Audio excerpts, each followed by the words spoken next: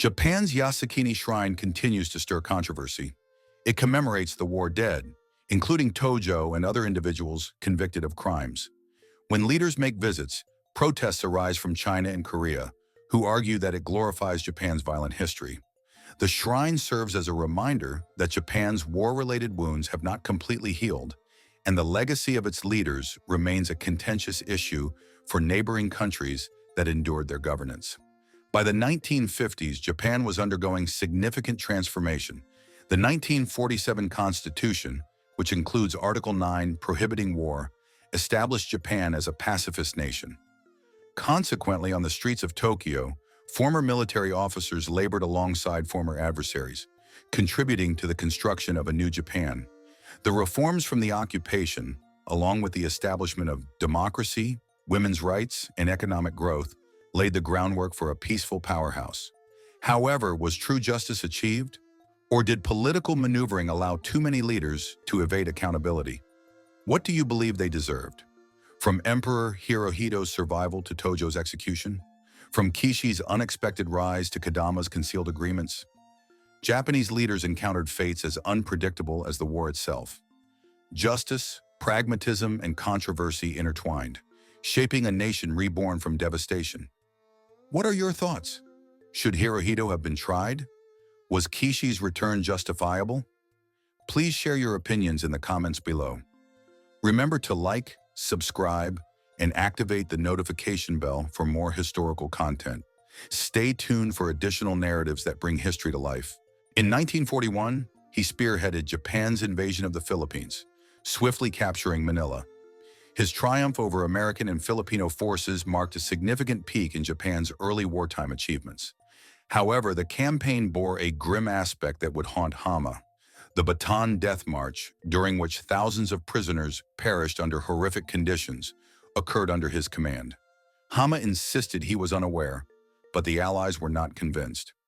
Following Japan's surrender in 1945, Hama had to confront the consequences. He was apprehended and brought to Manila for trial, facing charges of war crimes related to the Bataan incident. Hama contended that he had endeavored to safeguard the prisoners by issuing directives for their humane treatment. Nevertheless, the evidence was inconsistent, and some of his own officers turned against him. Rumors suggest that Japanese rivals used Hama as a scapegoat to protect themselves, betraying him to evade their own culpability. This was a painful betrayal for a devoted general. The trial in 1946 was rapid and merciless. Prosecutors depicted Hama as accountable for the actions of his troops, allowing for no justifications. The testimonies of Bataan survivors, detailing starvation, beatings, and executions, influenced the court's decision. Hama maintained his dignity, yet the outcome was severe. He was found guilty and sentenced to death. The trial's swiftness astonished many who believed Hama was merely a pawn in Japan's larger crimes, raising questions of justice versus political maneuvering. This remains a lingering inquiry. Prior to his execution, Hama penned a final letter to his wife, in which he conveyed his sorrow for Japan's defeat while expressing pride in his role as a soldier. It was a poignant farewell, revealing a man caught between loyalty and remorse. On April 3, 1946, Hama faced a firing squad, and his life concluded in a tranquil Philippine field. His death felt deeply personal, starkly contrasting with the chaos of war. Hama's demise was heart-wrenching, yet it was not the entire narrative. The trials represented only a fragment of a larger picture. Some leaders faced retribution, while others embarked on new journeys, and Japan itself was undergoing rapid transformation. Let us take a moment to reflect on the fate of Japan's leaders and the nation they abandoned. Following Japan's capitulation, the Allies sought to implement significant reforms. They expelled over 200,000 military and political officials, prohibiting them from holding public office in an effort to eradicate militarism. Generals, politicians, and even bureaucrats found themselves unemployed, compelled to withdraw as Japan underwent reconstruction. However, an unexpected development occurred. Many of these individuals were subsequently permitted to return. The United States required seasoned leaders to manage the country, leading to the discreet reinstatement of former officials, which raised concerns throughout Asia. The dynamics of the Cold War altered the situation dramatically. As hostilities with the Soviet Union intensified, the United States allowed suspected war criminals such as Nobusuke Kishi and Yoshio Kodama to evade prosecution. These individuals did not simply disappear, they played pivotal roles in shaping Japan's trajectory. Kishi ascended to the position of prime minister while Kodama financed political endeavors through connections with the Yakuza. Their resurgence illustrated how the pursuit of justice was overshadowed by the imperative to combat communism, a decision that incited outrage among the victims of Japan's wartime actions. The Tokyo war crimes trials served as the primary venue for justice. From 1946 to 1948, 28 prominent leaders designated as Class A war criminals were subjected to judgment. 7, including Hideki Tojo, were executed, yet thousands more underwent lesser trials in locations such as Hong Kong and Singapore. Some received prison sentences, while others were acquitted, resulting in a perception of inconsistency in the outcomes. Although the trials aimed to deliver punishment, they were unable to alleviate the suffering of Japan's victims. When Japan capitulated in 1945, Kishi's history caught up with him. The Allies detained him as a suspected Class A war criminal, the most severe classification. Accused of aiding in the planning of Japan's aggressive military campaigns, he found himself in Sugamo prison, awaiting a trial that could have resulted in execution. However, this is where the situation took an unexpected turn. Kishi never entered a courtroom. The United States had more pressing concerns, and Kishi was about to transform into an unlikely ally. By 1948, the Cold War was intensifying. The U.S. was apprehensive about the spread of communism in Asia, particularly with China becoming communist. Kishi, a staunch anti-communist, suddenly appeared to be of value. The Allies liberated him from incarceration. No charges were brought against him because U.S. officials viewed him as crucial to maintaining Japan's allegiance. This was a remarkable moment, one that altered Japan's trajectory. Kishi did not simply disappear. He set his sights high. He re-entered the political arena, ascending the ranks with determination and a strategy. In 1957, he ascended to the position of Japan's prime minister, a remarkable resurgence for a man once branded a war criminal. As prime minister, he advanced Japan's economy, establishing factories and reinforcing relationships with the U.S. His leadership facilitated Japan's recovery from devastation, yet many were left questioning how he achieved this. In China and Korea, Kishi's ascent was perceived as an affront. He had been involved in Japan's harsh occupation, yet now he was engaging with global leaders? Kishi dismissed the animosity, concentrating on Japan's development. His narrative illustrates how the U.S. exhibited favoritism, allowing certain leaders to evade accountability in the fight against communism. This is a twist that continues to provoke debate today. Kishi's rise was extraordinary, but he was not the sole individual to escape justice. Some leaders flourished in obscurity, intertwining crime with authority. This is where Yoshio Kodama enters the picture. Yoshio Kodama operated in the shadows during the war. As a right-wing extremist, he amassed wealth through smuggling operations in occupied China. Gold, drugs, anything that was marketable. Kodama was involved. His dealings in the black market supported Japan's military by providing them with funds and resources.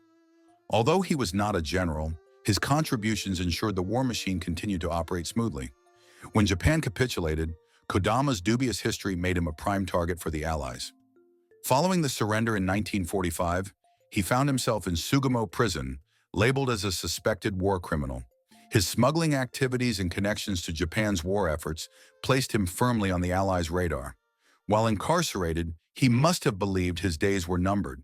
However, the world was rapidly evolving, and Kodama's animosity towards communism rendered him a valuable asset. The United States was poised to strike a deal that would transform his life into something resembling a spy novel. In 1948, Kodama emerged from prison, completely exonerated. Why? The Cold War. The United States required allies to combat communism in Asia, and Kodama's fervent anti-communist stance was precisely what they needed. Rumors suggest he began collaborating with the CIA, channeling funds to Japan's Liberal Democratic Party, or LDP. Yet Kodama did not stop there.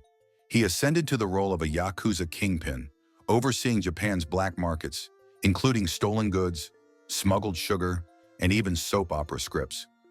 Kodama's gangs had dominion over it all. The Yakuza flourished amidst the post-war turmoil, with Kodama orchestrating their operations. He leveraged his wealth to manipulate political affairs, rendering him untouchable. His dual existence as a crime lord and CIA collaborator was a closely guarded secret that influenced Japan's trajectory. Kodama's impact endured for decades. He remained a Yakuza power broker until his passing in 1984, never facing prosecution for his wartime offenses. His narrative uncovers the complicated reality of Japan's reconstruction. The United States overlooked certain leaders to maintain control. It is a story that prompts reflection on who truly emerged victorious from the war. Kodama's influence was extensive, yet not every leader escaped unscathed. Some confronted trials that shattered their spirits, and General Masaharu Homa was betrayed by his own commander. Masaharu Homa was a soldier revered for his skill and integrity. The courtroom was a dramatic scene. Tojo, who was once a feared leader, was now held accountable for his crimes. Witnesses recounted atrocities such as the rape of Nanking and various abuses, linking them to his policies. The evidence accumulated, and Tojo's destiny appeared to be determined. However, the trials were not without flaws. Some critics claimed they were overly selective, allowing others who were equally culpable to escape punishment. On November 12, 1948, the verdict was delivered: guilty. Tojo and 6 other leaders received death sentences. On December 23, 1948, he confronted the gallows. Reports indicate that he remained composed, accepting his fate with the resolve of a soldier. He was executed alongside his co-defendants, marking a stark conclusion for a man who once held Japan's future in his grasp. Tojo's execution conveyed a powerful message: justice would prevail. Yet not every leader faced the same consequences. Some evaded justice, while others encountered trials with unexpected results.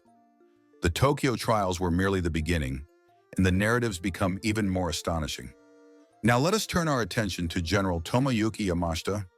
General Tomoyuki Yamashita was a celebrated figure in Japan's military, earning the nickname the Tiger of Malaya.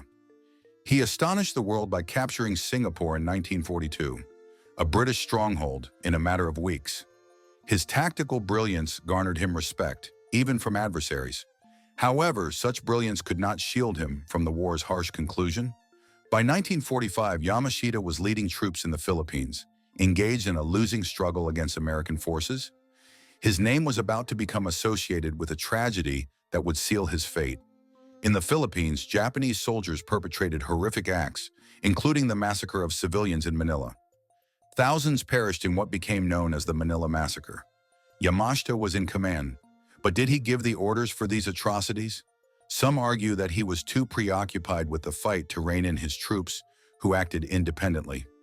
Others contend that he should have been aware of their actions. The truth remains ambiguous, but the Allies were unconcerned with the specifics. They sought someone to be held accountable for the bloodshed, and Yamashita became their target.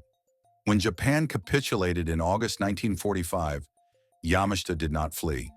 He surrendered to American forces in the Philippines, anticipating a soldier's treatment. Instead, he was detained and transported to Manila for trial. The accusation was command responsibility, a novel concept that held leaders accountable for the actions of their troops, even if they had not directly ordered them. This was a daring decision by the Allies, yet it placed Yamashita in a precarious position. The trial was poised to escalate into a global controversy. The Manila trial commenced in October 1945, and it proceeded rapidly. Some claimed it was too rapid. Prosecutors highlighted the Manila Massacre, asserting that Yamashita failed to prevent his men from committing atrocities.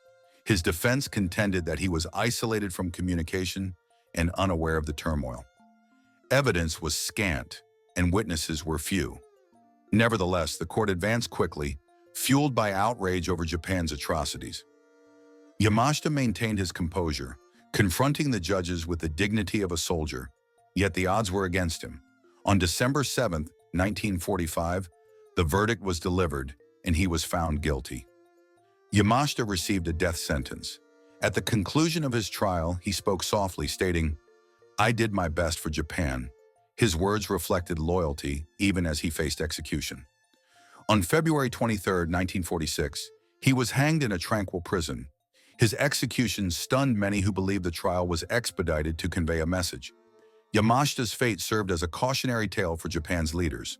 The Allies were resolute. However, not everyone faced similar repercussions. Some evaded justice, ascending to power in unexpected ways. Let us discuss Nobusuke Kishi. Nobusuke Kishi was not a general, but he played a significant role in Japan's military apparatus. As a senior economic official, he was instrumental in managing occupied territories such as Manchuria during the 1930s. His responsibility was to ensure that Japan's empire had the necessary resources to sustain its war efforts.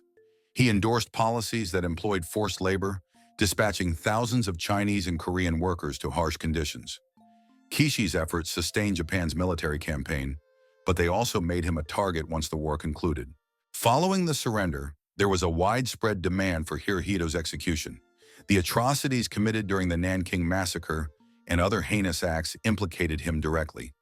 Numerous individuals advocated for his prosecution as a war criminal, attributing Japan's violent military actions to him. In both China and Korea, the populace was enraged, seeking justice for the prolonged suffering they endured. However, the situation took an unexpected turn. The United States had alternative intentions, and Hirohito's destiny was poised for a remarkable shift. General Douglas MacArthur, who was overseeing the occupation, perceived Hirohito as essential for maintaining stability in Japan. The removal of the emperor could potentially incite riots and allow communists to gain influence. With the onset of the Cold War on the horizon, the U.S. required Japan as an anti-Soviet ally. Consequently, a compromise was reached. Hirohito would remain on the throne, but he was required to alter his public persona. This decision ignited intense discussions, with some labeling it a betrayal of justice. In 1946, Hirohito made a startling announcement. During a subsequent radio broadcast, he declared to the Japanese people that he was not a deity, but merely a man like them. This revelation was astonishing, dismantling centuries of established tradition. Under the newly established 1947 Constitution, he transitioned into a constitutional monarch, serving as a symbolic figure devoid of actual authority. The United States rebranded him as a champion of democracy, a strategy that left many perplexed. Hirohito quickly adapted to this new role. He exchanged his imperial garments for business suits, visiting devastated cities to demonstrate his concern. In 1946, he traveled to Hiroshima, where survivors, despite their anguish, bowed before him. It was an unusual scene, with individuals paying respect to the man associated with their suffering. Hirohito's presence helped to ease tensions. Yet it also prompted inquiries. Was he genuinely remorseful or merely acting? He led a subdued existence thereafter, immersing himself in his passion for biology, focusing on the study of fish and plants. He reigned until his passing in 1989, symbolizing Japan's transition from warfare to peace, although his evasion of trial remained a contentious issue for many. Detractors contended that he was aware of the atrocities, such as the Nanking Massacre, and chose to remain passive. Hirohito's narrative is merely the beginning. He escaped unscathed, while others were not as fortunate. Some met their end by hanging, while others were granted a second opportunity. Let us meet the individual who propelled Japan's military efforts during the war, the general whose name became notorious, Hideki Tojo. Hideki Tojo epitomized Japan's wartime aggression. He was a stern, no-nonsense general who ascended to the position of prime minister in 1941. Tojo was a staunch militarist, convinced that Japan's fate was to dominate Asia. He advocated for the attack on Pearl Harbor, a bold maneuver that awakened the American giant. Under his leadership, Japan's empire expanded, but so did its adversaries, laying the groundwork for a devastating defeat. Tojo's command was merciless. He oversaw brutal military campaigns, from the invasion of the Philippines to the atrocities committed by Unit 731, where Japanese scientists carried out lethal experiments on prisoners. The Bataan Death March, during which thousands of American and Filipino soldiers perished, also occurred under his command. Tojo's choices fueled Japan's war machine, but they came at a significant cost. When Japan capitulated in August 1945, Tojo realized his time had come to an end. As American forces approached his residence in Tokyo, he made a desperate decision. He drew a pistol and shot himself in the chest, hoping to end his life on his own terms. However, fate had different intentions. American medics intervened, saved his life, and provided medical assistance. It was a cruel irony.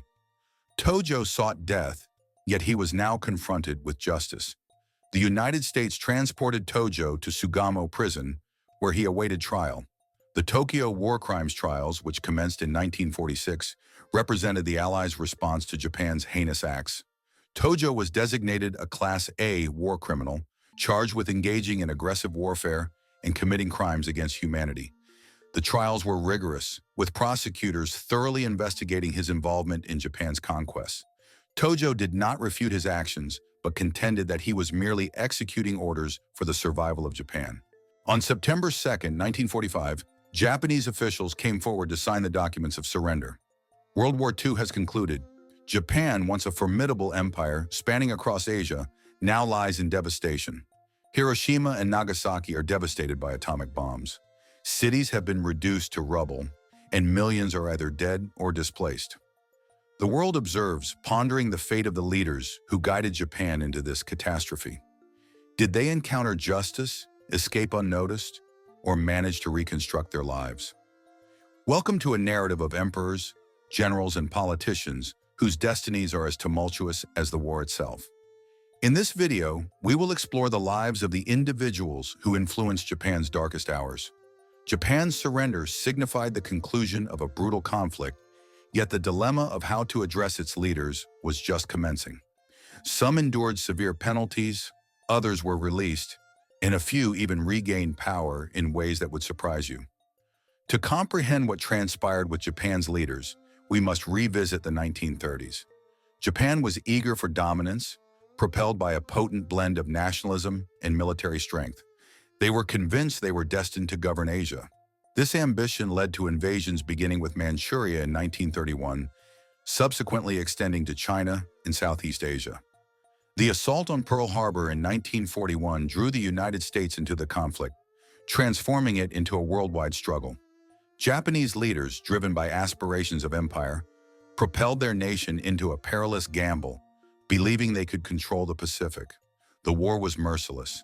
In 1937, Japanese forces perpetrated the Nanking Massacre, resulting in the deaths of tens of thousands of Chinese civilians in a horrific slaughter.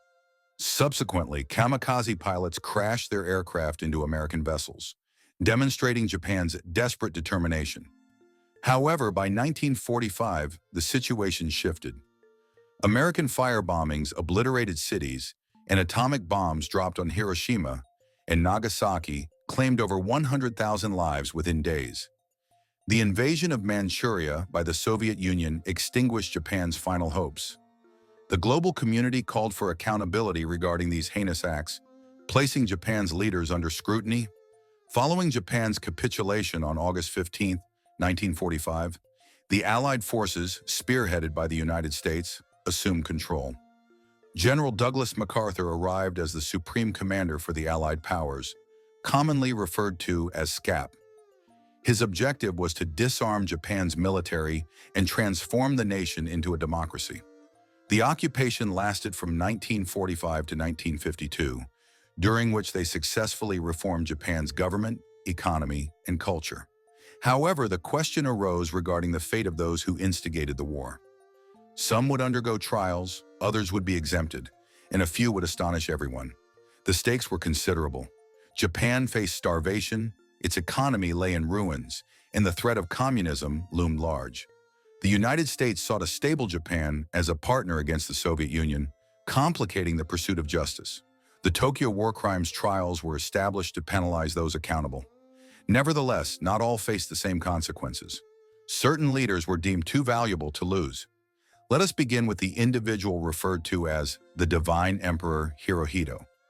Emperor Hirohito was not an ordinary ruler. Born in 1901, he ascended to the throne in 1926 at the age of 25. To his people, he was a living deity, revered under Shinto beliefs. His reign, known as Showa, promised tranquility, yet Japan was propelled into conflict. Hirohito presided over the invasion of Manchuria in 1931 and the assault on Pearl Harbor in 1941. He embodied Japan's imperial aspirations, a man whose decisions could determine the destiny of a nation. But was he truly in control? Some contend that Hirohito was merely a puppet manipulated by assertive military leaders. Nonetheless, he was not without influence. He sanctioned lethal actions, such as the 1932 bombing of Shanghai, which resulted in thousands of casualties. Still, he found it challenging to rein in the military, fearing they might turn against him. By 1945, as Japan was on the verge of collapse, Hirohito made a courageous decision. On August 15, he addressed his nation via radio, announcing the surrender. This marked the first occasion his people had ever heard his voice, a shocking revelation that brought the war to an end.